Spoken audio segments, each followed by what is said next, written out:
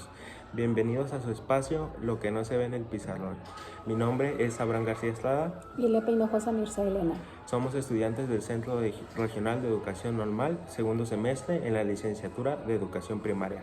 En este espacio les vamos a compartir nuestra reflexión acerca de la primera jornada de prácticas que realizamos en la escuela anexa a la normal en un grupo de tercer grado. Pues damos inicio con este primer planteamiento. ¿Cuál es el papel de la comunidad en la práctica diaria de las escuelas primarias?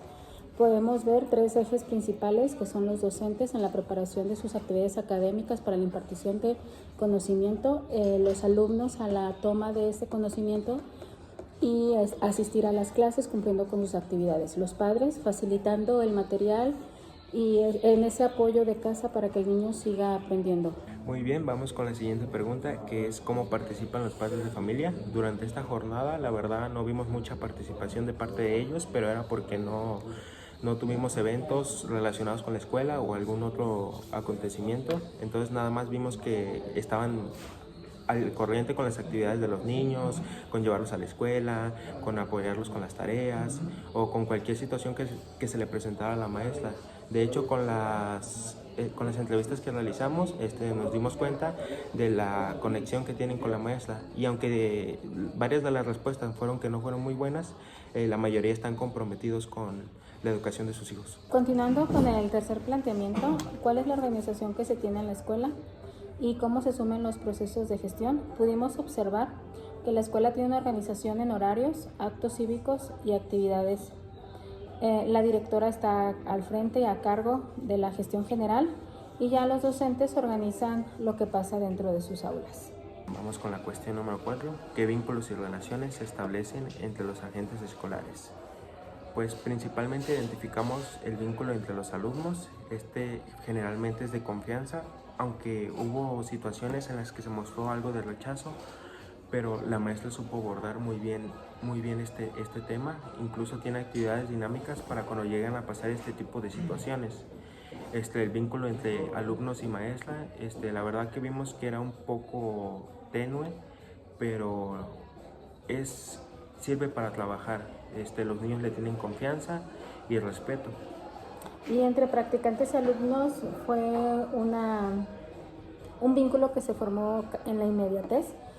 Fuimos muy bien recibidos por los niños, nos mostraron una gran confianza, en todo momento se apoyaban en nosotros, nos pedían intervención, explicaciones, y si la maestra dejaba libre de que nosotros apoyamos a revisar actividades, los niños preferían pues acercarse a nosotros y con preguntas varias, y como dice el compañero Abraham, o sea, pese que sí recurrían a la maestra para pedirle les aclarara dudas, los niños sí mostraban como que preferentemente acercarse a nosotros.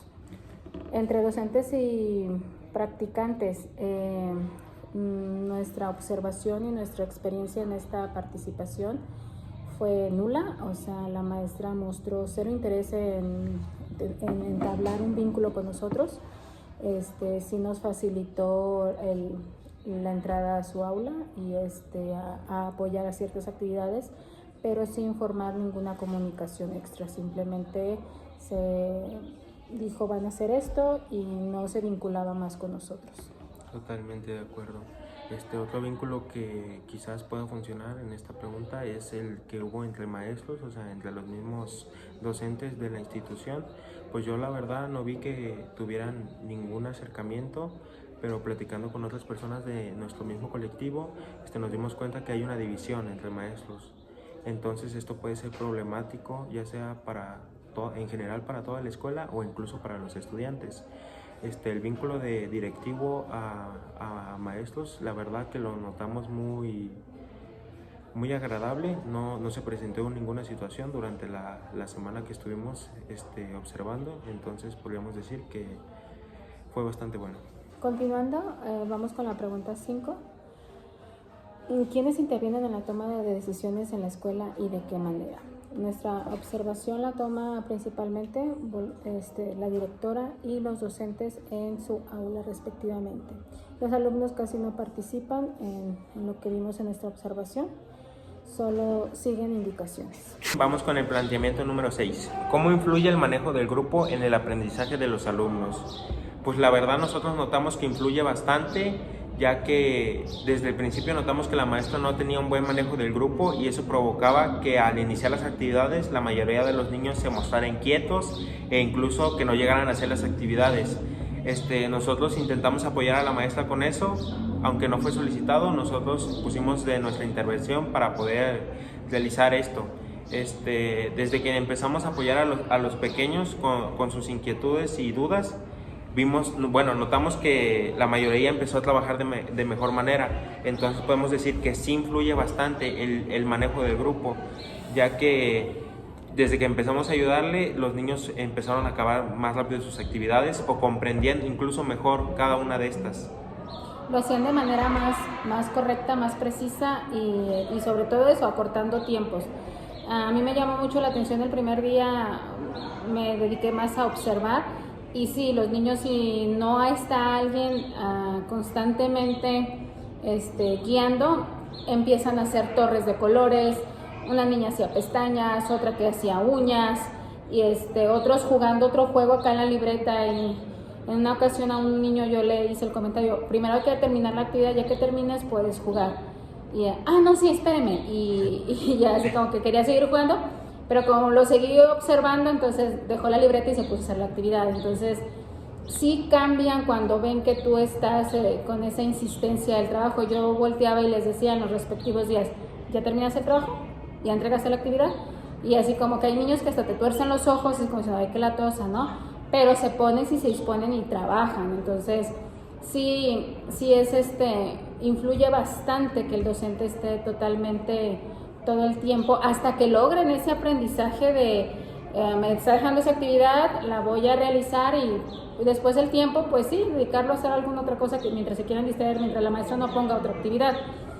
Pero sí cuesta, y a mí la maestra me comentó en el último día que el grupo no traía ritmo de trabajo, que ella estaba logrando ritmo de trabajo y sin embargo nosotros observamos que el ritmo de trabajo está muy por debajo de un tercer grado, o sea, es mínimo y ella siempre menciona los primeros días y cierro actividad, entonces muy poquitos niños trabajan. Siguiente planteamiento: ¿qué impacto tienen las decisiones del docente en el proceso de aprendizaje? En mi observación, yo considero que es un impacto alto, por no decirlo total, porque lo que decide el docente, el niño por su corta edad, el niño lo va a seguir, su ejemplo, o sus ideas, o sea, las aportaciones, la retroalimentación que haces, como estar sembrando en la mente del niño ciertos comportamientos, toma de decisiones, observaciones. Entonces el docente es la guía principal del niño y su impacto es total en esta formación académica.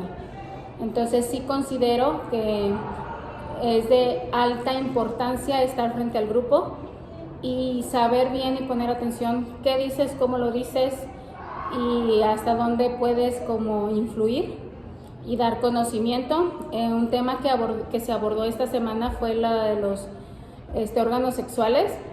A mí en lo personal, a mi experiencia previa, fue un tema que vi quinto, sexto año de primaria y la maestra lo está abordando en tercer grado. O sea, yo sí me impacté y me sorprendí del buen manejo de la maestra porque un vocabulario muy profesional, pero científico y adecuado a cada parte.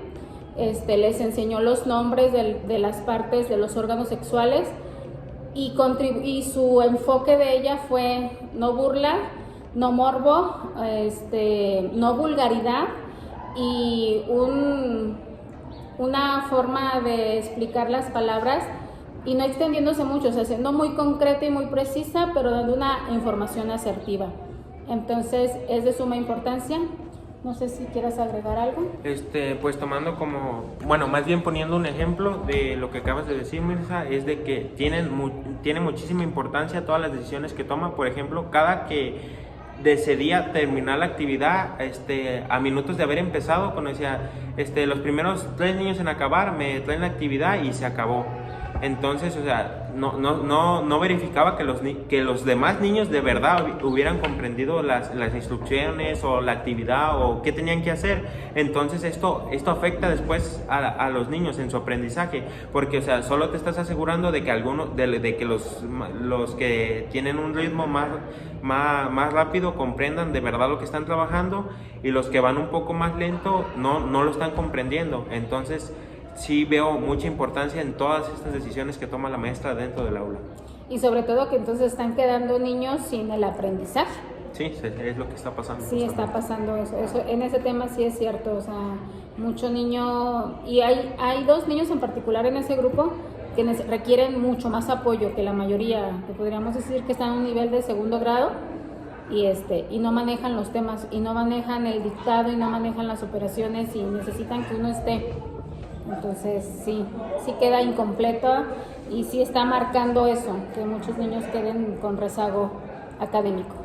Pero tampoco le echemos toda la culpa a la maestra. También estos niños deben ser apoyados, los que se están quedando con algo de rezago, o los que ya venían así del grado anterior, deberían ser apoyados por los padres de familia. Obviamente todo esto es un trabajo en equipo. Y sí te dicen los niños, ¿no? O sea, a mí un niño de estos que están un poquito más atrasados me decía, es que salimos de compras y llegamos cansados y ya no hicimos la tarea. Entonces sí se necesita y se requiere el apoyo en casa.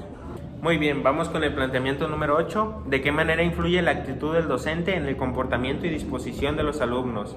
Pues la verdad es que influye mucho, porque nosotros notamos que la maestra a veces de plano no tenía ganas de hacer las actividades, y todo el tiempo, o sea, nada más les decía a los niños qué tenían que hacer, les decía la instrucción. Si entendían bien, y si no, pues también. Y entonces eso se veía reflejado después en la inquietud de los niños, en el desorden y en todas las acciones que no tenían nada que ver con la actividad.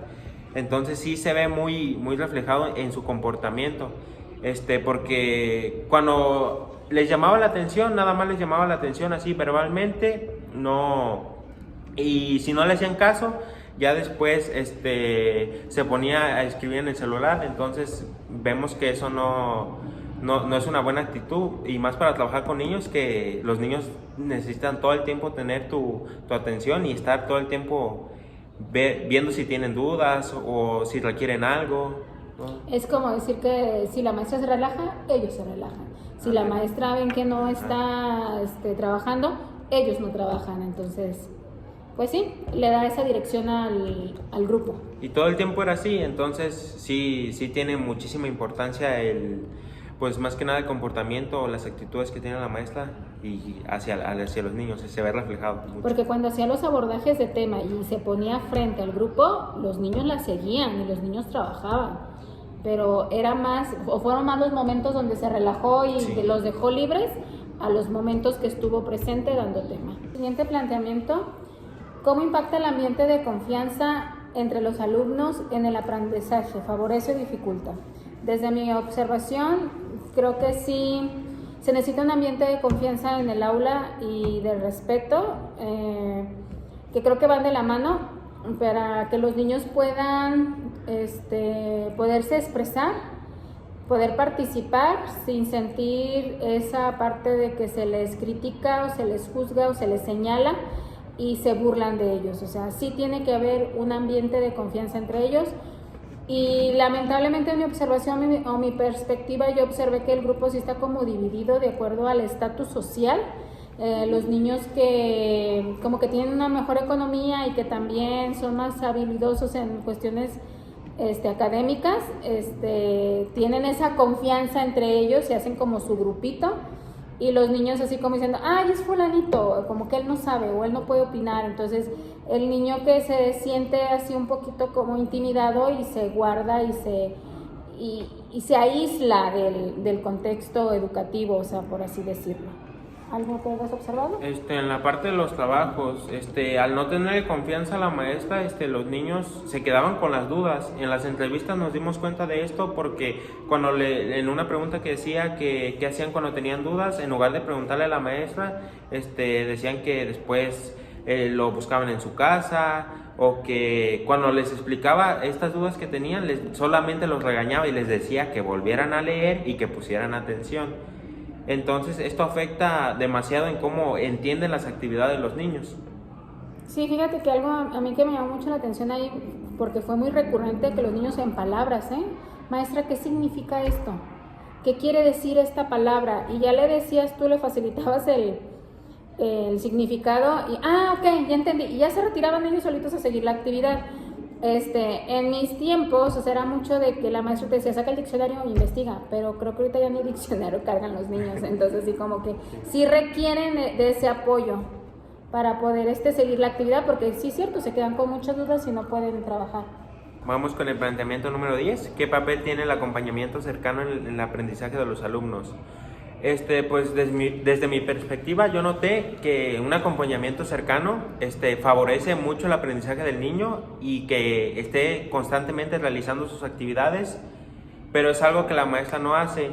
O sea, está bien que no se detenga a estar solo con un cierto número de niños, pero sí debería involucrarse más en las actividades con los pequeños, porque como ya lo dije en la anterior pregunta, solo dejaba la actividad, explicaba la instrucción y lo que ellos entendieran es lo que tenían que hacer, y de vez en cuando explicaba alguna que otra duda, pero pues esto no favorece nada. O sea, tienes que estar ahí con los pequeños viendo si de verdad están haciendo lo que les indicaste y si de verdad están trabajando y entendiendo el tema.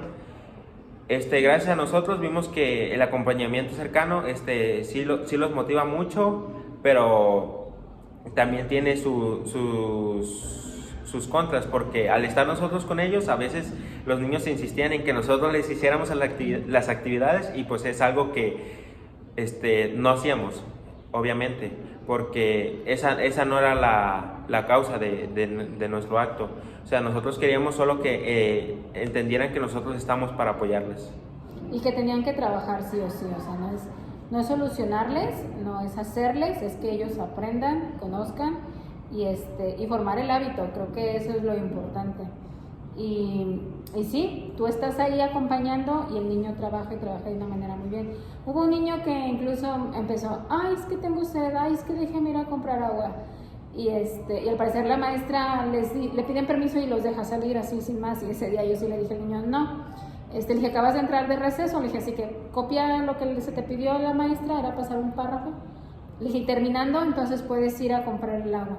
No, es que es bien mucho. Le dije, no va a pasar nada más esfuérzate tantito, concéntrate y vas a ver que bien rápido. Y ya así como que vio que no cedí yo tan fácil y se puso y lo hizo, o sea, y en un ratito lo terminó. Entonces es cuestión de sí dar un acompañamiento más cercano. Más cercano.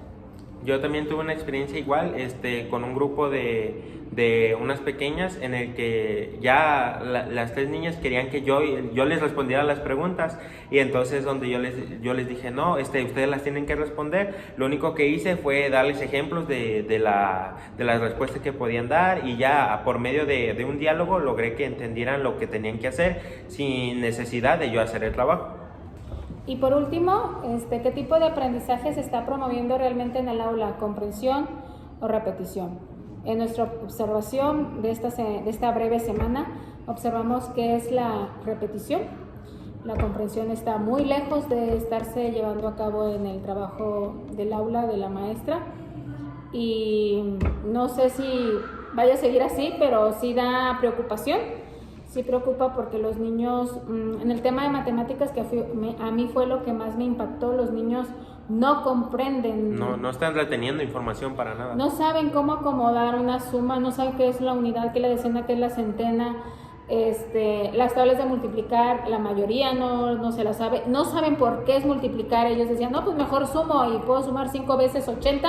O 10 veces 80 y llego a lo que me están preguntando. Sí, digo, pero hay una forma más breve y es la multiplicación, pero no la saben. Y no comprenden cómo cambia de suma a sumar la misma cantidad varias veces a cambiar a una multiplicación.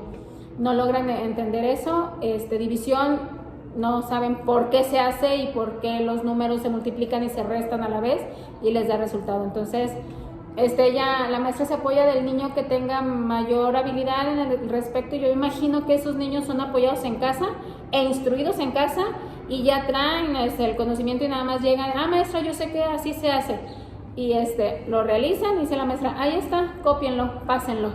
Entonces en ese tema dice uno, ¿qué van a hacer cuando requieran las operaciones en la vida cotidiana? No van a poder efectuar las operaciones. El otro día me preocupó, una persona cercana me estaba comentando un caso de un niño que para escribir el correo en una plataforma de Netflix, ya es que les dan un código, sí, y que tiene mayúsculas y minúsculas. El chavo se salió de secundaria y le decían, copéalo, ahí está. Y le decía, ¿pero qué es mayúsculas y qué es minúsculas? Y dices tú, rayos, o sea, a nivel secundaria, y no identifica eso. Y yo luego me acordé de estos niños, dije, ¿qué va a pasar cuando ya enfrenten realidades y no sepan dar soluciones? O sea, el problema educativo es muy fuerte, ¿eh? No sé qué opinión tengas. Pues es que sí es demasiado fuerte porque los niños nada más están dando los temas por visto y no se están dando cuenta de que en realidad todo lo que se está viendo en el aula les puede servir para su vida diaria. A mí también me llamó mucho la atención la parte esta de cuando trabajamos el área de matemáticas, que la mayoría de los niños no comprendían de verdad qué estaban haciendo. La mayoría me hacían las multiplicaciones, las sumas o las restas, pero al momento de preguntarles no me decían de verdad el procedimiento. O sea, solo hacían la operación, pero el procedimiento no lo comprendían. Y te deja pensando, o sea, cuando avancen de nivel, cuando llegue más complejidad, no van a poder resolverlo, porque pues ahorita son temas sencillos. Y son las bases. Son las bases, pero próximamente, con las habilidades con las que cuentan ahorita, no van a poder realizar o avanzar de nivel. Y es demasiado preocupante, la verdad. Y como conclusión, nos damos cuenta de que no nada más es impartir lo que dicen los textos, la información, sino ese acompañamiento de los alumnos, de formar hábitos, de enseñar a pensar, a reflexionar, a investigar, a cuestionarse para qué estoy aprendiendo esto, cómo lo puedo aplicar en mi vida cotidiana, porque aunque sean niños pequeños, ya hacen cosas están insertándose en el mundo social, en cuestión de compras, tienen que entender las operaciones básicas para saber comprar, pagar y ver si el cambio me lo están dando bien, cosas tan prácticas y tan sencillas. Realmente la docencia es muy importante. Mi conclusión es esta, donde realmente se tiene muy infravalorado el tema de ser docente, porque es de suma importancia para la vida de los pequeños, para la formación y para darles una directriz en su vida. No sé tú cuál sea tu opinión. Es que no depende únicamente de los contenidos que se están viendo. La mayoría del peso cae en el docente, o sea, de que los niños aprendan, de que los niños entiendan esto. Todo referente en el aula cae en el docente. Y no estamos diciendo que la maestra que fuimos a observar esta vez esté mal, sino que no cuenta con algunas habilidades. Yo como aprendizaje me llevo que es muy importante el control del grupo, sobre todo. Esta vez sí lo noté. Y aparte reflexioné de cómo yo voy a afrontar estos problemas cuando yo tenga un grupo así, o cuando algún colega tenga estos problemas, cómo puedo yo ayudarlo. Entonces, esta primera jornada de observaciones sí se me hizo muy importante y muy educativa para mí. Sí, nos está formando y nos está abriendo la perspectiva de la importancia que está en nuestra labor, ¿no? Es muy amplia, son muchos factores y es muy poco el tiempo. Es lo que a mí me quedó esa sensación. Es muy corto el tiempo para todo lo que se tiene que poder enseñarles a los niños o colaborarles en su aprendizaje. Los tiempos son muy cortos y también de que el grupo sea numeroso todavía te acorta más los tiempos, o sea, para dar algo más personalizado a cada niño. Entonces va sacando uno general, ¿no? Así, a todo el grupo, y pues esperemos que logremos nosotros esta parte, no caer en esta falta de control de grupo, en esta falta de disciplina, y que nunca se nos acaben las ganas de enseñar. La verdad. Que no nos desanimemos por el sistema o por la misma cultura de los niños, ¿no? Sí.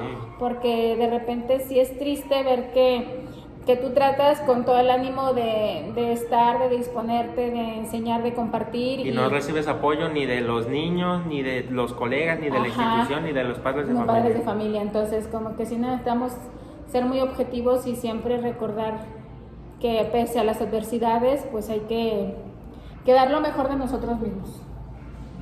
Esto sería todo en este capítulo. Muchas gracias por vernos. Gracias.